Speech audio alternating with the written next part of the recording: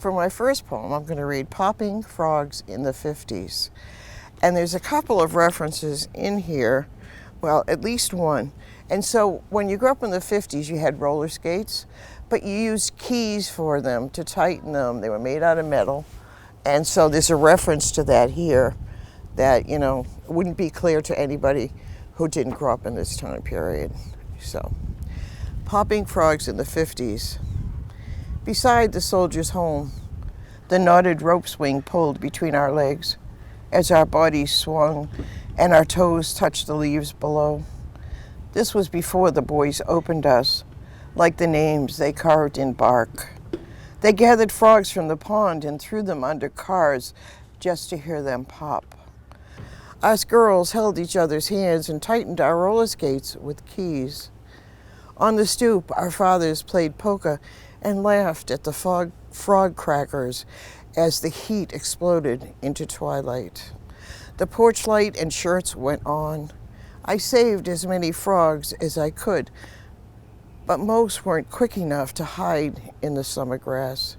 They slipped in oil as thick as mud, making mud pies, listening to my mother yell about polio, as if that were the only danger.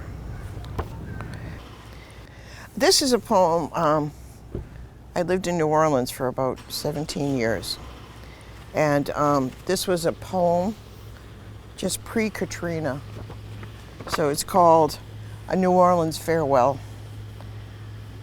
You left me an African mask, left me to enter the Please You Cafe on Lower St. Charles, bacon grease settling on my skin, where short, round waitresses, older than we, leave work swiftly on a washed-out Saturday night, where tourists wander the streets they shouldn't, Errato, Tchoupitoulas, Clio.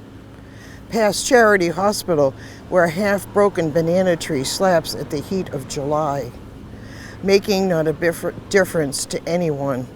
And I can't remember you there.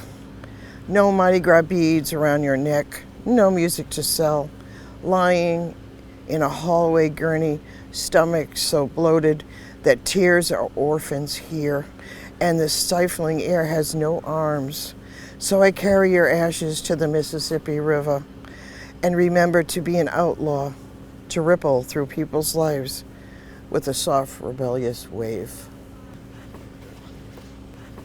Okay. This one's called Chelsea, Mass., which is after the book.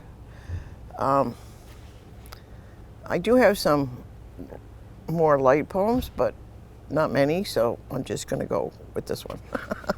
Chelsea, Mass.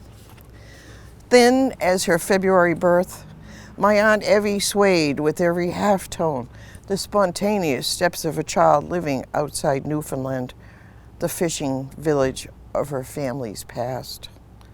This wasn't New Orleans, where she might have had a chance, where anger and creativity collide.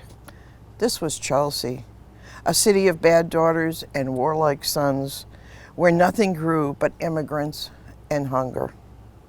Her father's madness beckoned him to an ocean death, but instead he crawled into dementia, soaked in beer and sadness, the smell of urine, even when he slept. My aunt married one summer a man back from the war in Europe. His pale violence swelling out of every room made her a ghost. She danced at home over the kitchen tile that curled in the corners. She danced in circles while her daughter slept, until her husband took their child away, punishing her dance, commanded a beat from the suburbs, and snapped his fingers again and again and again, until even her suicide seemed clumsy.